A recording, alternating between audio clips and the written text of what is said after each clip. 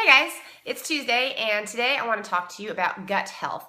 It's a little bit of a buzz phrase these days, and that's because there's been a lot of research recently, very recent and new, that has focused on the importance of digestive health and how it relates to our whole health, our whole wellness, okay? What they've discovered, crazy, right? Our digestive system actually has its own nervous system, okay? They call it the second brain, and that's because a lot of its processes operate independent of our brain and our heads.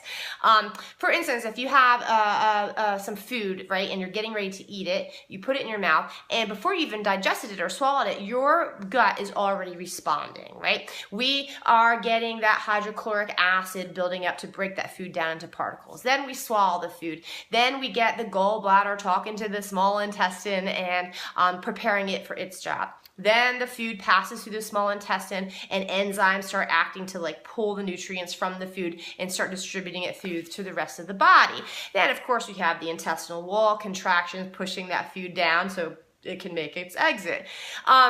It's fascinating because all this is happening on its own, right? The gut and all its different parts are talking to each other, again, independent of the signals or messages it's receiving from the brain.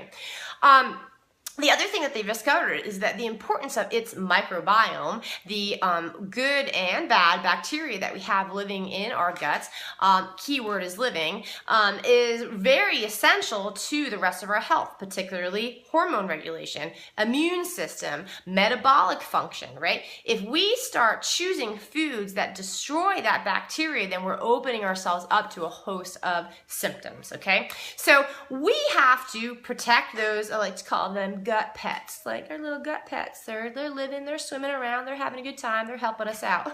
So it sounds so creepy, but that's what it is. So what can we do to protect those bacteria, that microbiome, and make sure it's operating at its highest level?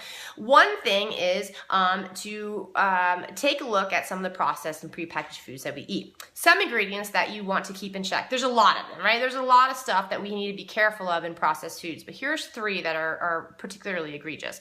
One of those things is emulsifiers. Okay, these are found mostly in breads and baked goods. I have something else written down here. There was something sauces, like pre-jarred sauces, all that stuff. And usually it looks like lecithin, soy lecithin, which if you read your labels, which I know you're doing, right?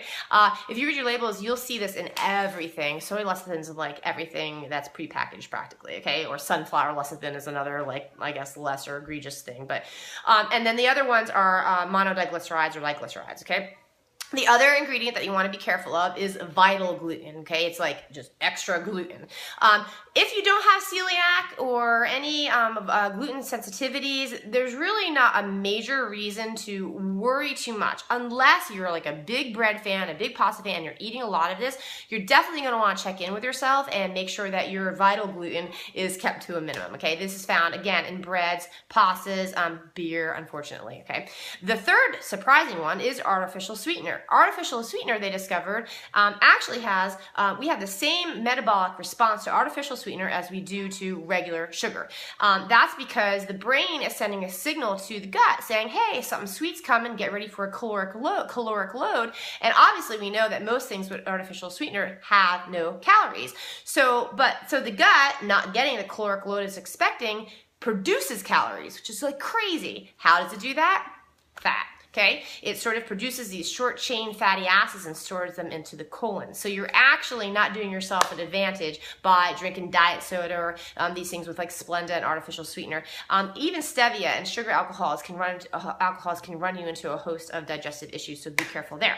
What can we do to further protect that gut? Number one, fermented foods. That sounds so gross, guys, but honestly, all it is vegetables and food, well, particularly vegetables, that have been packed in salt and sitting there for a few days, not even that long. Most of the fermented foods that you'll taste, other than yogurt, taste pickles. That's it. Wegmans sells some really awesome fermented veggies in their health food section, in the refrigerated section, so definitely check that out. Sauerkraut, sour pickles, kimchi, kefir, yogurt, these are all fermented foods that you can incorporate into your diet that will help.